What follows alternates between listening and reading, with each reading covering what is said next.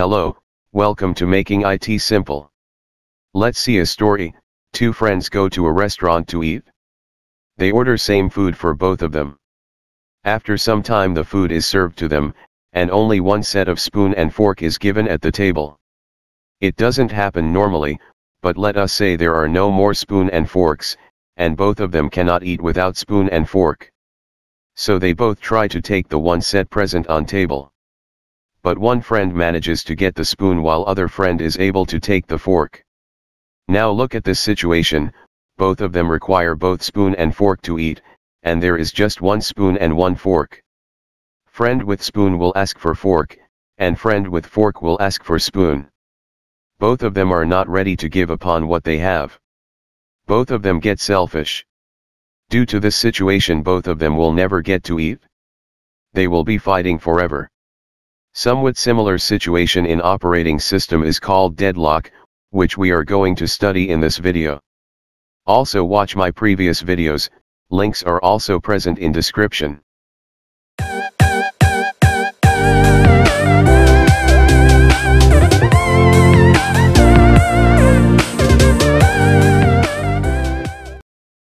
So let us start with the definition.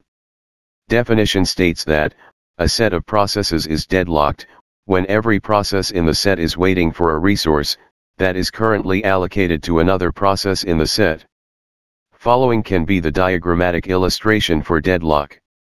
If you find it a bit confusing, don't worry, let us simplify the concept. Let us consider the previous diagram. In here we have two processes, process A and B. And we also have two resources, which are resource 1 and 2. Resource 1 is assigned to process A, but in order to complete the execution, process A needs resource 2. Resource 2 is assigned to process B, but to complete the execution it requires resource 1. As we saw the example at start, each of the friend had one resource, one had spoon, other had fork. But in order to eat both spoon and fork were required and no one was going to give up, so both were left hungry. Similarly in this situation process A will complete execution, after getting resource 2, and after execution can release resource 1. But resource 2 is already acquired by process B, so process A goes in waiting state. Process B will complete execution after getting resource 1, and after execution can release resource 2. But resource 1 is already acquired by process A, so process B also goes in waiting state. So no one gets executed and remain in waiting state for infinity. This situation is called deadlock in operating system. When this situation occurs it is not necessary that deadlock may occur. We can say a deadlock has occurred if all of the following conditions are true. Conditions are, first is mutual exclusion. Second is no preemption. Third is hold and wait. And fourth one is circular wait. These four are necessary conditions for deadlock. If all four conditions are true, then and then only we can say there is a deadlock. If any of the condition is false, then there cannot be a deadlock. Let us study in detail all conditions one by one. So first is mutual exclusion. Let us consider the previous situation. The resources used by the process can be either shareable or non-shareable. Shareable resource can be shared by multiple processes at a time. While non-shareable resource cannot be shared, only one process can access it at a time. That is one process at a time. For example printer, when one finishes the work, then only another printing work can be started. So condition states that, the resources for which the processes are waiting must be mutually exclusive, that is non-shareable. Let us see what will happen if any of the resource is shareable. Let us say the resource 1 is shareable, then what will happen is, process B will get the access of resource 2. And when it will have both the resource it will get executed, and after the execution release both resources. When resources 2 will get free, process A will acquire it and also finish execution. So there will be no deadlock. Therefore there must be mutual exclusion. Second condition is no preemption. What is preemption? It is force stopping a process. Previously we have seen that when a process with high priority arrives, the process with low priority is preempted, and high priority process is executed. So similarly, if process A requests for resource 2, which is acquired by process B, then process B must not be preempted, it must not be force stopped.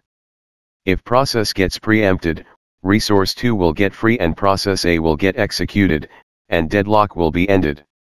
Therefore there must be no preemption. Third condition is hold and wait. This condition states that each process must be holding one resource, and requesting for more resources. As we can see, process A is holding resource 1, and waiting for resource 2. And process B is holding resource 2, and waiting for resource 1. It means that the resource which is held by the process can't release that resource, it needs to hold that resource. If the resource is released by the process, other process will get required resource and get executed, ending the deadlock. Therefore there must be a hold and wait condition. Fourth and last one is circular wait. The graph or diagram must be in circular manner. Like this one. Let us consider another graph. Process A has resource 1 and requesting for resource 2. Process B has resource 2 and is requesting for resource 3. And finally process C has the resource 3 and it is not waiting or requesting for any resource. Will there be a deadlock? No, because process C will get executed. It will release resource 3, process B will then get requesting resource, and get executed, and it will release resources 2 and 3. Then process A will also get executed after getting the requested resource.